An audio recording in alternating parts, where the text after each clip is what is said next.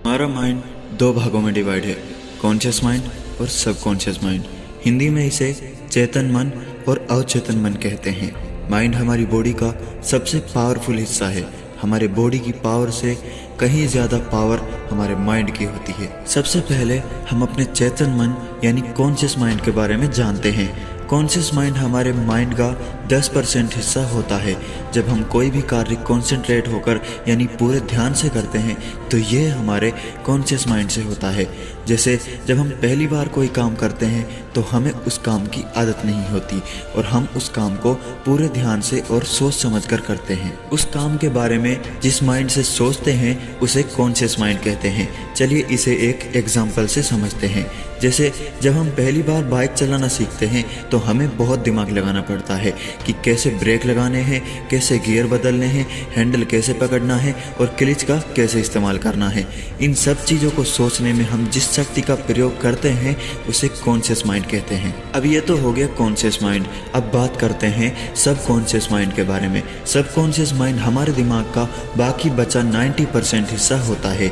दोस्तों, ये वाला हिस्सा इतना शक्तिशाली होता है कि अगर आपने सब कॉन्शियस माइंड में बैठा दिया कि मुझे आईएएस बनना है या मुझे अपनी मंजिल हासिल करनी है तो आपको दुनिया की कोई ताकत आपकी मंजिल तक पहुंचने से नहीं रोक सकती। सबकॉन्शियस माइंड उन कामों को करता है जिनके लिए हमें ज़्यादा सोचने की ज़रूरत नहीं होती, जिन कामों की हमें पहले से ही आदत होती है। जैसे जब हम बाइक चलाना अच्छे से सीख जाते हैं तो हमारा दिमाग ज़रूरत पड़ने पर अपने आप ब्रेक मार देगा, अपने आप गियर बदल लेगा। ऐसे ही जब हम पहली बार कहीं से आते जाते हैं तो हमारे दिमाग को सोचना पड़ता है कि कौन सा रास्ता सही है। लेकिन जैसे जैसे हमें उस रास्ते पर आने जाने की आदत हो जाती है तो हमें कुछ सोचने की या कॉन्सेंट्रेट करने की ज़रूरत नहीं होती। हम अपने आप जहां हमें जाना होता है वहां पहुंच जाते हैं। अगर सबकॉन्शियस माइंड में आप अपने एम को सेट कर देते हो तो ये आपको उसे पूरे करने के इंस्ट्रक्शन अपने आप देता रहेगा। जिस भी रास्ते पर चलकर आपका गोल पूरा हो सकेगा आपको सबकॉन्शियस माइंड उसी रास्ते पर चलाएगा। रोजाना बहुत से ऐसे काम करते हैं जिनके लिए हमें कोई मशक्कत नहीं करनी पड़ती, जैसे सुबह उठकर ब्रश करना, चाय पीना, अखबार पढ़ना। रोज करने से हमें कुछ कामों की ऐसी आदत पड़ जाती है कि इनमें ज़रा भी दिमाग लगाना नहीं पड़ता।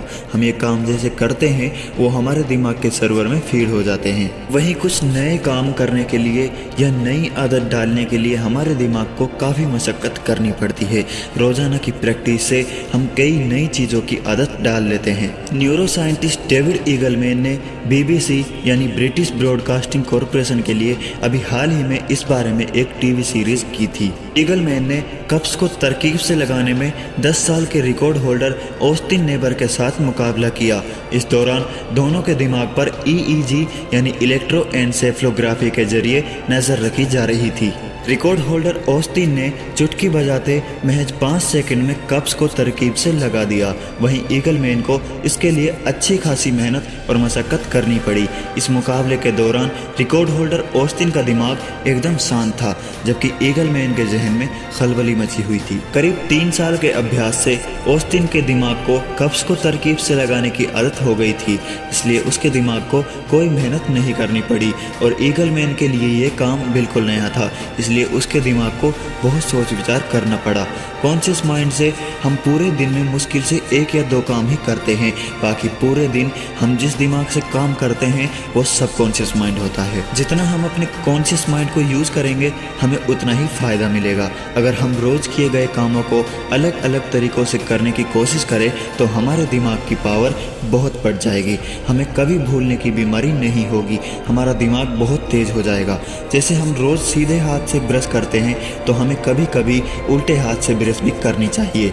रोज़ हम जिस रास्ते पर घर जाते हैं कभी कभी नए रास्ते पर आना जाना भी चाहिए ताकि हमारा दिमाग चलता रहे।